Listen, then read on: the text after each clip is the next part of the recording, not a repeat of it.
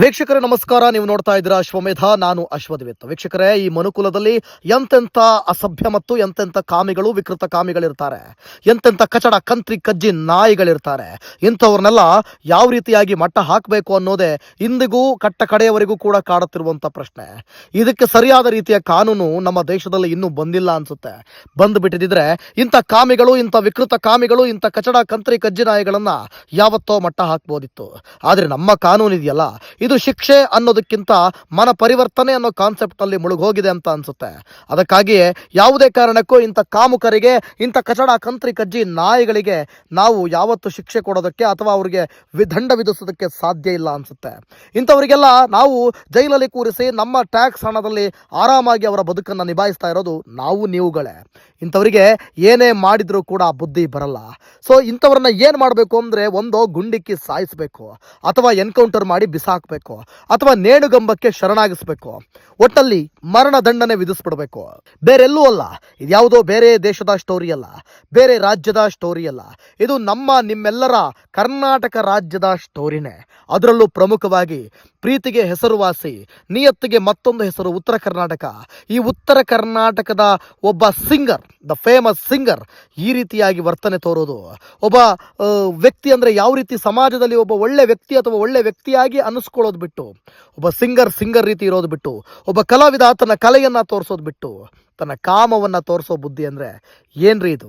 ಏನಾಗಿದೆ ಅನ್ನುವಂಥ ಪ್ರಶ್ನೆಗಳು ಉದ್ಭವಿಸ್ತವೆ. ವೀಕ್ಷಕರೇ, ನಾನು ಏನು ಹೇಳೋಕೆ ಬರ್ತಾ ಇದ್ದೀನಿ ಅಂತಂದರೆ, ಇಲ್ಲಿ ಆಗಿರುವಂಥ ಘಟನೆ, ಉತ್ತರ ಕರ್ನಾಟಕದಲ್ಲಿ ಆಗಿರುವಂಥ ಘಟನೆ ನಿಜಕ್ಕೂ ಕೂಡ ಅಮಾನವೀಯ. ದಯವಿಟ್ಟು ಇನ್ನೂ ಯಾರು ಕೂಡ ಸಬ್ಸ್ಕ್ರೈಬ್ ಮಾಡ್ಕೊಂಡಿಲ್ಲ ಅಂತಂದರೆ ಈ ಕೂಡಲೇ ಸಬ್ಸ್ಕ್ರೈಬ್ ಮಾಡ್ಕೊಳ್ಳಿ. ಏನಾಯಿತು, ಏನು ಕತೆ ಎಲ್ಲವನ್ನ ನೋಡ್ತಾ ಹೋಗೋಣ.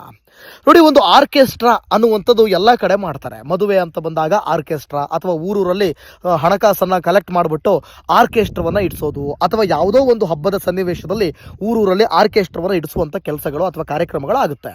ಹೀಗೆ ಒಂದು ಆರ್ಕೆಸ್ಟ್ರಾ ನಡೀತಾ ಇತ್ತು. ಅಲ್ಲಿ ಡ್ಯಾನ್ಸ್ ಮಾಡೋದಕ್ಕೆ ಒಂದಷ್ಟು ಬಾಲಕಿಯರು ಬಂದಿದ್ರು. ಯೂಟ್ಯೂಬ್ ಸ್ಟಾರ್ ಮೈಲಾರಿ, ನಿಮಗೆಲ್ರಿಗೂ ಕೂಡ ಗೊತ್ತಿರ್ಬೋದು, ಉತ್ತರ ಕರ್ನಾಟಕದ ಒಬ್ಬ ಫೇಮಸ್ ಸಿಂಗರ್. ಈತ ಹಲವು ಬಾರಿ ಹಲವು ಕಡೆ ಈತ ಹಾಡುಗಳನ್ನು ಹಾಡಿದ್ದಾನೆ. ಜೊತೆಗೆ ಈತನ ಒಂದಷ್ಟು ಕಾಂಟ್ರವರ್ಸಿ ಕೂಡ ಇದೆ, ಅಲ್ಲಲ್ಲಿ ಗಲಾಟೆ ಮಾಡಿಕೊಂಡಿರುವಂಥ ಇತಿಹಾಸಗಳು ಕೂಡ ಇವೆ. ಇಂಥ ಒಬ್ಬ ಸಿಂಗರ್ ಅಥವಾ ಒಬ್ಬ ಕಲಾವಿದ ಮೈಲಾರಿ, ಯೂಟ್ಯೂಬ್ ಸ್ಟಾರ್ ಮೈಲಾರಿ, ಆ ಡ್ಯಾನ್ಸ್ ಮಾಡೋದಕ್ಕೆ, ಆರ್ಕೆಸ್ಟ್ರಾಕ್ಕೆ ಡ್ಯಾನ್ಸ್ ಮಾಡೋದಕ್ಕೆ ಅಂತ ಬಂದಂತಹ ಬಾಲಕಿ ಮೇಲೆ ಅತ್ಯಾಚಾರ ಮಾಡಿದ್ದಾನೆ ಅಂದರೆ ಇನ್ನೆಂಥ ಒಬ್ಬ ಧೂತ ಇರಬೇಕೀತ. ಈತನನ್ನು ಏನು ಮಾಡಬೇಕು? ಇಂಥವ್ರನ್ನ ಗಲ್ಲಿಗೇರಿಸ್ಬೇಕ್ರಿ. ಇಂಥವ್ರನ್ನ ಏನು ಮಾಡೋದು? ಲಾಕಪ್ ಹಾಕ್ಕೊಂಡು ಅಥವಾ ಕೋರ್ಟು ಕಚೇರಿ ಸುತ್ತಿಸ್ಕೊಂಡು ಅಥವಾ ಜೈಲು ಪೈಲು ಅಂತ ಈತನ ಜೈಲಿಗೆ ಸೇರಿಸ್ಬಿಟ್ರೆ ನಮ್ಮ ತೆರಿಗೆ ಹಣದಲ್ಲಿ ಈತ ಬದುಕ್ತಾನೆ. ಇಂಥವ್ರನ್ನೆಲ್ಲ ಎನ್ಕೌಂಟ್ರ್ ಮಾಡಿ ಬಿಸಾಕಬೇಕು, ಇಂಥವ್ರನ್ನೆಲ್ಲ ಗಲ್ಲಿಗೇರಿಸ್ಬೇಕ್ರಿ. ನೋಡಿ, ಆರ್ಕೆಸ್ಟ್ರಾ ಕಾರ್ಯಕ್ರಮದಲ್ಲಿ ಡ್ಯಾನ್ಸ್ ಮಾಡಲು ಬಂದಿದ್ದಂಥ ಅಪ್ರಾಪ್ತ ಬಾಲಕಿ ಮೇಲೆ ಅತ್ಯಾಚಾರ ಎಸಗಿದಂಥ ಆರೋಪದಲ್ಲಿ ಯೂಟ್ಯೂಬ್ನಲ್ಲಿ ಟ್ರೆಂಡಿಂಗ್ ಸ್ಟಾರ್ ಅಂತಲೇ ಗುರುತಿಸ್ಕೊಂಡಿದ್ದ ಈತ ಜಾನಪದ ಗಾಯಕ ಅಂತೆ. ಇವನ ಯೋಗ್ಯತೆಗೆ ಜಾನಪದ ಗಾಯಕ ಅಂತ ಕರೆಯೋದಕ್ಕೆ ನಾಚಿಕೆ ಆಗುತ್ತೆ ಕಣ್ರಿ. ಇವರೆಲ್ಲ ಜಾನಪದ ಗಾಯಕರ? ಇವರೆಲ್ಲ ಅವಿವೇಕಿಗಳು, ಕಚ್ಚಡಗಳು, ಕಂತ್ರಿಗಳು, ಕಾಮುಕ್ ನನ್ನ ಮಕ್ಕಳು. ಇಂಥವ್ರನ್ನೆಲ್ಲ ನಾವು ಜಾನಪದ ಗಾಯಕರು ಅನ್ನೋಕ್ಕಾಗತ್ತಾ? ಜಾನಪದ ಗಾಯಕರಿಗೆ ಅವ್ರದ್ದೇ ಆದಂಥ ಎಥಿಕ್ಸ್ ಇದೆ. ಜಾನಪದ ಗಾಯಕರಿಗೆ ತಮ್ಮದೇ ಆದಂಥ ಒಂದು ಗುಣ ನಡವಳಿಕೆಗಳಿದೆ, ಒಳ್ಳೆ ನಡತೆಗಳಿರುತ್ತೆ. ಯಾಕಂದರೆ ಜಾನಪದ ಹಾಡುಗಳಲ್ಲೇ ಎಷ್ಟೋ ಸಂದೇಶಗಳಿವೆ, ಮನುಕುಲಕ್ಕೆ ಸಾರುವ ಒಳ್ಳೊಳ್ಳೆ ಸಂದೇಶ, ಸಮಾನತೆಗಳಿವೆ. ಈಗಿದ್ರೂ ಕೂಡ ಒಬ್ಬ ಜನಪದ ಗಾಯಕ ಈ ರೀತಿಯಾಗಿ ಒಬ್ಬ ಬಾಲಕಿ ಮೇಲೆ ಅತ್ಯಾಚಾರ ಮಾಡ್ತಾನೆ ಅಂತಂದರೆ ಈತ ಮಾತ್ರ ಅಲ್ಲ, ಈತನ ಸೇರಿದಂತೆ 7 ಜನರ ವಿರುದ್ಧ ಪೋಕ್ಸೋ ಕಾಯ್ದೆಯಡಿ ಪ್ರಕರಣ ದಾಖಲಾಗಿದೆ. ಬರಬಾರ್ದು.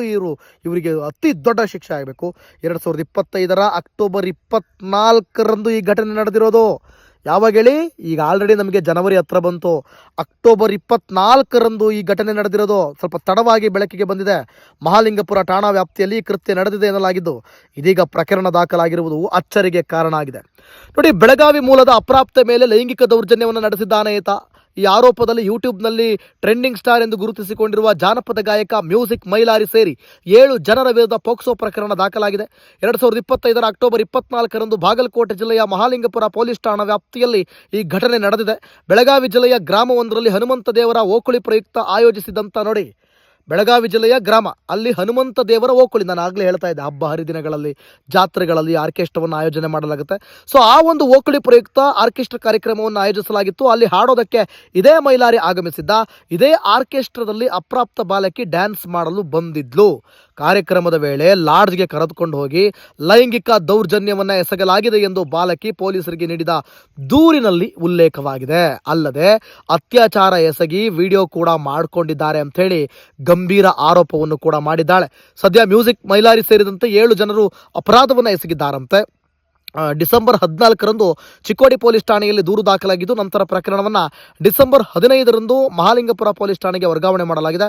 ಬಾಗಲಕೋಟೆ ಜಿಲ್ಲೆಯ ಮಹಾಲಿಂಗಪುರ ಠಾಣೆಯಲ್ಲಿ ಮ್ಯೂಸಿಕ್ ಮೈಲಾರಿ ಸೇರಿ 7 ಜನರ ವಿರುದ್ಧ ಪೋಕ್ಸೋ ಕಾಯ್ದೆಯಡಿ ಎಫ್ಐಆರ್ ದಾಖಲಾಗಿದೆ. ಮ್ಯೂಸಿಕ್ ಮೈಲಾರಿ ಹಾಡಿದ ಹಾಡು ಇತ್ತೀಚೆಗೆ ಸೋಷಿಯಲ್ ಮೀಡಿಯಾದಲ್ಲಿ ಭಾರೀ ವೈರಲ್ ಆಗಿತ್ತು. ಅದರಲ್ಲೂ ವಿಶೇಷವಾಗಿ ಬಾಗಲಕೋಟೆ ಬಸ್ ಸ್ಟ್ಯಾಂಡ್ನಾಗ ಹಾಡು ಹೆಚ್ಚು ಜನಪ್ರಿಯತೆಯನ್ನು ಪಡ್ಕೊಂಡಿತ್ತು. ವೀಕ್ಷಕರೇ, ಈ ಥರ ಜನಪ್ರಿಯತೆಯನ್ನು ಪಡ್ಕೊಂಡು ಇಷ್ಟು ಒಳ್ಳೆ ನೇಮನ್ನು ಸಂಪಾದನೆ ಮಾಡಿಕೊಂಡು ಇಷ್ಟು ಒಳ್ಳೆ ರೀತಿಯ ಹಾಡುಗಾರ ಈ ರೀತಿಯಾಗಿ ಕೃತ್ಯವನ್ನು ಎಸಗೋದು ಅಂತಂದರೆ ನಿಜಕ್ಕೂ ಕೂಡ ಇವ್ರನ್ನೆಲ್ಲ ನಾವು ಏನು ಮಾಡಬೇಕು? ಇವ್ರನ್ನೆಲ್ಲ ಈ ಸಮಾಜದಲ್ಲಿ ಹಾಗೆ ಬಿಡಬೇಕಾ? ನಿಜವಾಗ್ಲೂ ಹಾಗೆ ಬಿಡಕೂಡದು. ಇಂಥವರಿಗೆ ಸರಿಯಾದ ಶಿಕ್ಷೆ ಆಗಬೇಕು. ಕಾನೂನಿನಲ್ಲಿ ಇಂಥವರಿಗೆ ಎಂಥ ಕಠಿಣವಾದ ಶಿಕ್ಷೆ ಆಗಬೇಕು ಅಂದರೆ ಇನ್ನೊಂದು ಬಾರಿ ಇವ್ರ ಬಗ್ಗೆ ಈ ರೀತಿ ಯೋಚನೆ ಕೂಡ, ಅಂದರೆ ಒಂದು ಹೆಣ್ಣು ಮಗಳ ಮೈ ಮುಟ್ಟೋದಕ್ಕೆ ಯೋಚನೆ ಮಾಡಬೇಕು. ಸಾವಿರಾರು ಸಲ ಅಲ್ಲ, ಕೋಟ್ಯಾಂತರ ಸಲ ಯೋಚನೆ ಮಾಡಬೇಕು. ತಾನು ಬದುಕಿರೋದೇ ಹೆಚ್ಚು, ನಾನು ಬದುಕಲೇಬಾರ್ದಿತ್ತು, ಈ ಭೂಮಿ ಮೇಲೆ ಜನಿಸಲೇಬಾರ್ದಿತ್ತು ಅನ್ನೋ ಲೆಕ್ಕಾಚಾರದ ಮೇಲೆ ಇಂಥವರಿಗೆ ಪಾಠವನ್ನು ಕಲಿಸ್ಬೇಕಾಗುತ್ತೆ. ಯಾಕಂತಂದರೆ ಇಂಥವ್ರು ಈ ಪ್ರಪಂಚದಲ್ಲಿ ಇರೋದ್ರಿಂದ ಇನ್ನೂ ಹೆಣ್ಣು ಮಕ್ಕಳ ಅತ್ಯಾಚಾರಗಳು ಅತಿ ಹೆಚ್ಚಾಗ್ತಾ ಇದೆ. ಇವೆಲ್ಲವೂ ಕೂಡ ನಡೆಯೋದ್ರಿಂದ ಇಲ್ಲಿ ಏನಾಗ್ತಾ ಹೋಗುತ್ತೆ ಅಂತಂದರೆ, ಈ ಒಂದು ಪಟ್ಟಣದಲ್ಲಿ ಅಂದರೆ ಈಗ ನೋಡಿ, ಈಗ ಇವ್ರನ್ನೆಲ್ಲ ಸಿಂಗರ್, ಇವರೆಲ್ಲ ಜಾನಪದ ನಾಯಕ, ಇವರೆಲ್ಲ ಒಬ್ಬ ಹಾಡುಗಾರ. ಈ ಹಾಡುಗಾರ ಈ ರೀತಿಯಾಗಿ ಒಂದು ಬಾಲಕಿ ಮೇಲೆ ಅತ್ಯಾಚಾರ ಮಾಡ್ತಾನೆ, ರೇಪ್ ಮಾಡ್ತಾನೆ ಅಂತ ಅನ್ನೋದೇ ಆದರೆ ಇವ್ರನ್ನ ಜನ ನಂಬಿ ಇವ್ರನ್ನ ವೇದಿಕೆ ಮೇಲೆ ಕರೆಸ್ತಾರೆ. ವೇದಿಕೆಯಲ್ಲಿ ಹಣ ಕೊಟ್ಟು ಹಾಡು ಹೇಳಿಸ್ತಾರೆ. ಹಾಡು ಹೇಳಿಸ್ಬಿಟ್ಟು ಇವ್ರಿಗೆ ಅಷ್ಟು ಇಷ್ಟು ಕೊಟ್ಟು ಇವ್ರ ಜೀವನ ಉದ್ಧಾರ ಮಾಡ್ತಾ ಇದ್ದಾರೆ. ಇವ್ರ ಕಲೆಯ ಪ್ರದರ್ಶನವನ್ನು ಜನರ ಮುಂದೆ ತೋರಿಸ್ತಾ ಇದ್ದಾರೆ. ಒಂದಷ್ಟು ಅಭಿಮಾನಿಗಳನ್ನು ಸಂಪಾದಿಸ್ಕೊಂಡಿದ್ದಾರೆ. ಆ ಅಭಿಮಾನಿಗಳನ್ನು ಸಂಪಾದಿಸ್ಕೊಂಡು ಅಭಿಮಾನಿಗಳು ಪ್ರೀತಿ ತೋರಿಸ್ತಾರೆ. ಉದಾಹರಣೆಗೆ ನಿಮಗೆ ಬಿಗ್ ಬಾಸ್ ಮನೆಯಲ್ಲಿರುವಂಥ ಮಾಳು ನಿಪ್ನಾಳೆ ಆಗಿರ್ಬೋದು. ನೋಡಿ, ಎಂಥ ಒಳ್ಳೆ ಸಿಂಗರ್, ಆ ವ್ಯಕ್ತಿ ಎಂಥ ಒಳ್ಳೆ ವ್ಯಕ್ತಿತ್ವ. ಆ ವ್ಯಕ್ತಿ ಕಾಲ್ದಸಿ ಈತ ನುಸಿಬೇಕಾಗುತ್ತೆ. ಆ ವ್ಯಕ್ತಿಯ ಸಾಧನೆಯನ್ನು ನೋಡಬೇಕಾಗುತ್ತೆ. ನಾ ಡ್ರೈವರ್ ಅನ್ನೋ ಹಾಡನ್ನು ಹಾಡಿ ಯಾವ ರೀತಿಯಾಗಿ ಆತ ಒಂದು ಬಿಗ್ ಬಾಸ್ ಮನೆಯಲ್ಲಿ ಇವತ್ತು ಒಳ್ಳೆ ಆಟವನ್ನು ಆಡಿಕೊಂಡು ಒಂದು ಬಿಗ್ ಬಾಸ್ ಮನೆ ಒಳಗೆ ಎಂಟ್ರಿ ಕೊಟ್ಟಿದ್ದಾನೆ. ಇದು ಸಾಧನೆ ಅಪ್ಪ. ಒಂದು ಒಳ್ಳೆ ಹುಡುಗಿನ ಮದುವೆ ಆಗಿ ಒಂದು ಒಳ್ಳೆ ರೀತಿಯಲ್ಲಿ ಬದುಕ್ತಾ ಇದ್ದಾನೆ. ಆ ವ್ಯಕ್ತಿ ಬಿಗ್ ಬಾಸ್ ಮನೆಯಲ್ಲಿರೋ ರೀತಿ ನೋಡಿದ್ರೆ ಗೊತ್ತಾಗುತ್ತೆ. ಆ ವ್ಯಕ್ತಿಗೆ ಕಲ್ಮಶ ಇಲ್ಲ, ಆ ವ್ಯಕ್ತಿ ಮುಗ್ಧ ಮನಸ್ಸಿನ ವ್ಯಕ್ತಿ, ಒಳ್ಳೆ ವ್ಯಕ್ತಿ, ಜೆನ್ಯೂನ್ ವ್ಯಕ್ತಿ ಅನ್ನೋದು ಈಸಿಲಿ ಗೊತ್ತಾಗುತ್ತೆ. ಆ ರೀತಿ ಬದುಕೋದು ಬಿಟ್ಟು ನೀವು 6-7 ಜನ ಸೇರಿಕೊಂಡು ಬಾಲಕಿಯನ್ನು ರೇಪ್ ಮಾಡಿದ್ದೀರಾ ಅಂತಂದರೆ ನೀವೇನು ಮನುಕುಲದ ಇದರಲ್ಲಿ ಬದುಕ್ತಾ ಇದ್ದೀರಾ ನೀವು? ಇಲ್ಲ ಅವಿವೇಕಿಗಳು ತಗೊಬಂದು ನಿಮ್ಮ ಯೋಗ್ಯತೆಗೆ ಮಾನ ಮರ್ಯಾದೆ ಇಲ್ಲದವರು ಇವ್ರನ್ನೆಲ್ಲ ಏನು ಮಾಡಬೇಕು ಅಂದರೆ ಸುಟ್ಟು ಬಿಸಾಕ್ಬಿಡ್ಬೇಕು ಅನಿಸುತ್ತೆ. ಇವ್ರನ್ನ ಎನ್ಕೌಂಟರ್ ಮಾಡಿ ಬಿಸಾಕೋದೇ ಒಳ್ಳೇದು. ಇವರು ಬಾಲಕಿಯನ್ನು ಅತ್ಯಾಚಾರ ಮಾಡಿರೋದು ಅತ್ಯಾಚಾರನ ಯಾರನ್ನ ಬೇಕಾದರೂ ಅತ್ಯಾಚಾರ ಮಾಡಿದ್ರು ತಪ್ಪೇ. ಆದರೆ ನಾನು ಹೇಳ್ತಾ ಇರೋದು, ಅಲ್ಲಿನ ಪೊಲೀಸರು, ಚಿಕ್ಕೋಡಿ ಪೊಲೀಸರು ದಯವಿಟ್ಟು ಇವ್ರನ್ನ ಏಕಾಏಕಿ ನೀವು ಸುಮ್ಮನೆ ಹೋಗೋದು, ಕೋರ್ಟ್ ಕಚೇರಿ ಅಂತ ಸುತ್ತೋದು, ನೀವು ಸುತ್ತೋದು, ಸರ್ಕಾರದ ಹಣವನ್ನು ಖರ್ಚು ಮಾಡಿಸೋದು, ಅದ್ರಲ್ಲಿ ನಮ್ಮ ಹಣ, ನಮ್ಮ ತೆರಿಗೆ ದುಡ್ಡೇ ಅಲ್ಲಿ ಹೋಗ್ತಾ ಇರೋದು. ಜೈಲಲ್ಲಿ ಕೂರಿಸ್ಬಿಟ್ಟು ಒಳ್ಳೆ 3 ಹೊತ್ತು ಊಟ ಕೊಡಿಸ್ಬಿಟ್ರೆ ಇಲ್ಲಿ ಆಗೋಗಲ್ಲ.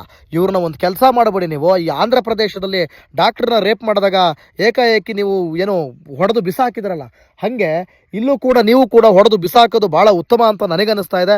ಎನ್ಕೌಂಟರ್ ಮಾಡಿ ಬಿಸಾಕಿದ್ರೆ ಇಡೀ ಕರ್ನಾಟಕನೇ ನಡುಗೋಗ್ಬಿಡುತ್ತೆ. ಇನ್ನೊಂದು ಸಲ ಇನ್ನೊಂದು ಹೆಣ್ಣು ಮಗಳ ಮೇಲೆ ಕೈ ಮುಟ್ಟೋದಕ್ಕೆ ಅಥವಾ ಕೈ ಇಡೋದಕ್ಕೆ ಯೋಚನೆ ಮಾಡುವಂಥ ಪರಿಸ್ಥಿತಿಯನ್ನು ನೀವು ಮಾಡಬೇಕೇ ವಿನಃ ಕೋರ್ಟು ಕಚೇರಿ, ಅದೇ ಮರಣದಂಡನೆ, ಅದೇ ಜೀವಾವಧಿ ಶಿಕ್ಷೆ, ಅದೇ ಜೈಲಲ್ಲಿ ಜೀವನ ಪೂರ್ತಿ ಒಳ್ಳೆ 3 ಹೊತ್ತು ಉಂಡ್ಕೊಂಡು ತಿನ್ಕೊಂಡು ಬದುಕುವಂಥ ಲೈಫ್ನ ಯಾಕೆ ಕೊಡ್ತೀರಾ ಅವರಿಗೆ?